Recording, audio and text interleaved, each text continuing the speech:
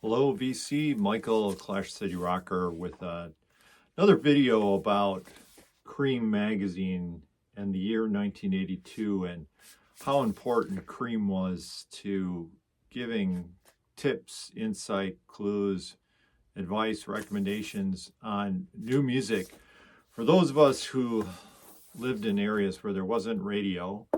I think I mentioned this last time. I know MTV came out in 1981. I'm talking about 1982, but I didn't have cable. And so I had no access to MTV, and radio there was an independent station if you could get it late at night. And I went to a big urban high school, and there weren't too many people listening to new music. In fact, it was me and a friend.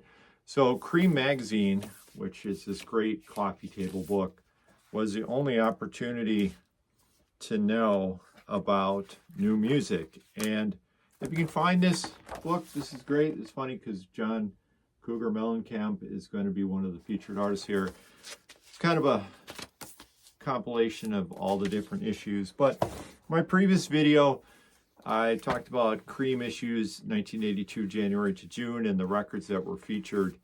And again, my purpose behind these videos is to start a conversation. So please comment. I mean, I think 1982, particularly after reviewing these magazines, is easily one of the best, if not the best, years for music in terms of releases. And there's incredible bands, and some of them that were my favorites. So going to go through July through August. This is the July issue again. Creem magazine has B-52s on the cover. You got Jay Giles, Girls School, Elda Nova, and Fear. And again, if you knew nothing about these bands, this was an opportunity to read about it. So featured review this month, as I struggle to open it up, is the Talking Heads. I talked about them last time, how I think they hit their peak right around this time. This is the best band they ever had. And this is the record. The name of this band is Talking Heads. First side is Live Early. And then the second is the Remain in Light band. This is the band that has Adrian Belew in it. And this band is smoking. Unbelievably great band. And I thought the Stop Making Sense band paled in comparison to this band. And the shows weren't as good. So this was the featured review. They also talked about this. John is still John Cougar at this time. The hits Hurt So Good and Jack and Diane. I mean, we all heard the songs 1,000 times, but this was kind of an introduction to John Mellencamp. Great album. And then one of the ultimate disappointments ever in recorded music was Asia. I was friends with a bunch of jazz, fusion, progressive rock fans, and they were obsessed with King Crimson and Yes. And we went to see this show before this album came out, and we walked out of there like, what was that? Terrible. John Wetton from King Crimson, Steve Howe from Yes, and Carl Palmer from Emerson, Lake and Palmer. I hope they made a lot of money. This album's probably not as bad as I remember it. And then the final album from one of my favorite all-time bands, The Jam. Not one of their better albums, but, you know, I'd kill to have them still together. Ghosts is such a great song. Town Called Malice. It's interesting, my three favorite bands, The Clash, The Police, who were featured in the January 82, and the Jam, The Clash, and The Police all break up around this time. So that was July 82. And then August 82, we have Debbie Harry on the cover, Asia, Roseanne Cash. Oh, it's a country music episode. And then in this one, we start with this record, Van Halen's little quickie contractual obligation with the 5 covers. What is it, 28 minutes, Dancing in the Streets, Where Have All the Good Times Gone? Terrible cover. Just terrible. This is better. And one of the greatest albums ever, Richard and Linda Thompson. I can't say that I got into these guys when this came out in 1982. This is that great breakup record.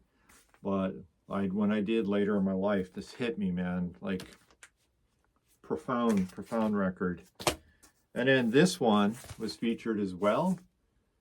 Laurie Anderson, Big Science. I remember hearing, you know, Oh Superman on the radio somewhere, going out and buying this record. Very interesting, you know, performance art, I suppose, at the time. I love the second album she did. And then another one featured in there is Marshall Crenshaw's first album, Power Pop. I just got this in a pile of records. And then the last record featured in that August 82 one is Tug of War, Paul McCartney's first record right after the death of John Lennon. And I remember the sound being quite good, even with the Stevie Wonder songs on here. Tug of War, Taking Away Somebody Who Cares, What's That You're Doing? So kind of a remembrance piece. And then in the next month, which I believe is September 82, you get this amazing picture of David Lee Roth, Van Halen. You have John Cougar, Dave Edmunds, Marshall Crenshaw, Richard Thompson. So it seems like there's like a month delay. They do the review and then the next month, the interview. But there you go. My all-time favorite band, The Clash. And they just rip them in this interview.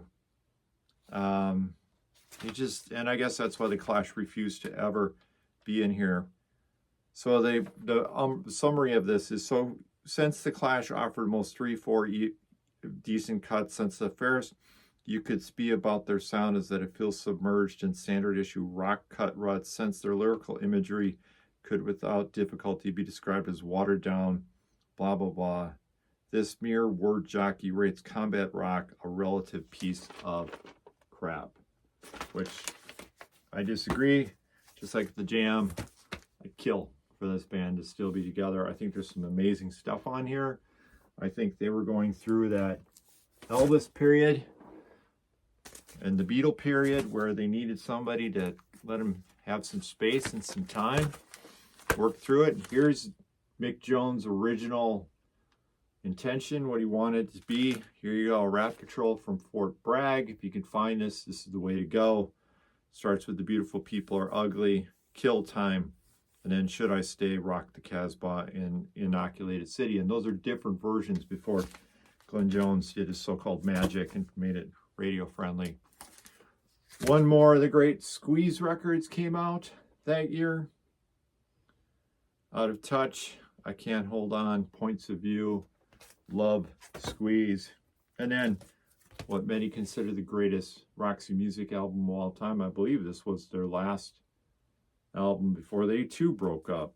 What was it about 1982? I'm busy getting kicked out of high school and bands are breaking up, but love this. Very different. I guess some Roxy people don't like it, think it's too commercial. And then the introduction of John Hyatt, who eventually, when I got more and more into the so-called rootsy American or Americana music, became one of my favorites. Little Village, love that band. And then a guilty pleasure of sorts, but I think this band is amazing.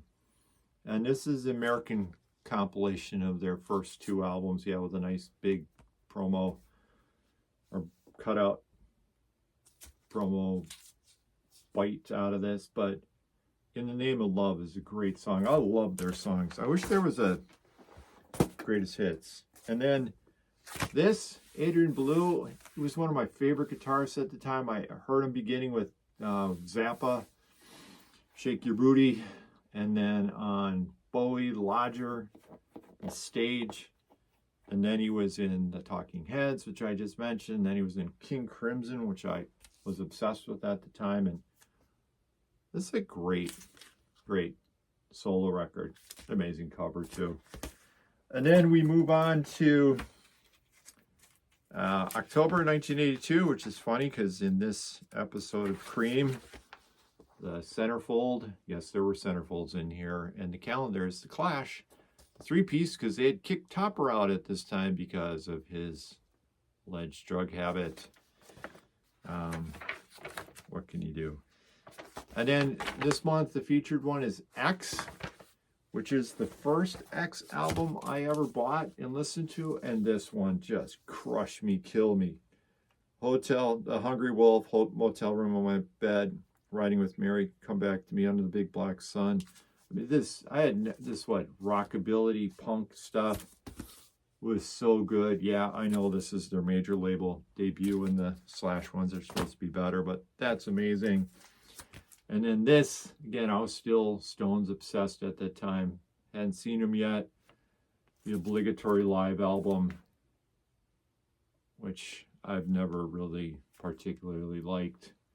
Under My Thumb is almost non-recognizable. And then, same issue, Queen has Under Pressure on this, which I talked about last time on the Greatest Hits one. This is like the last Queen album I bought, but I don't really remember too much about it. And then again, there you go, King Crimson, the second of their trilogy, and this one's amazing as well. Blue, Fripp, Bruford, Levin, and the drive to 85 was Fripp. He only wanted to put out these 3 records, but I wish this band had just continued. And then another in a series of Pete Townsend solo albums, which I've heard some BC people say this is their favorite. Not mine. I liked Empty Glass. I thought Empty Glass was great. And then an amazing Stevie Wonder compilation came out during this time with a couple new hits on it. Yeah, I think this is a reissue. I don't think this is an original. But all of those were reviewed in that month. And then they also did this one, Rosanne Cash, who, when I talked about country records, and I'm going to do one on country female vocalist, she's my all-time favorite female country vocalist. It used to be Emmylou, but I just love Rosanne Cash. Crazy 80s outfit, but I haven't shown you any pictures of what I was wearing back then. And then we move on to November 82. Poll winners. Again, why am I doing this? It's just because there's so much great, diverse music. And the lead one is Judas Priest, Screaming for Vengeance. And I don't know where, I think I just had that on CD. I thought I had it on vinyl, and I don't. And then, speaking of sophomore slumps, second Go-Go's album, Elvis Costello's alleged Sgt. Pepper. I love this album when it came out. Beyond Belief, Man at a Time. Such a great Shabby Doll, Almost Blue, speaking of Gateway Country records. And then Warren Zevon record. Again, didn't really know too many people that were listening to Warren Zevon. This is one of those artists I got into heavier later, once I got past the hits.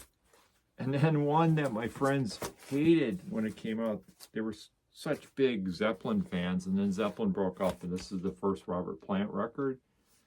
And I don't know what people were expecting, and they all wanted Jimmy Page, Led Zeppelin, and there were conspiracies out there that Robbie Blunt was really Jimmy Page in disguise and whatever.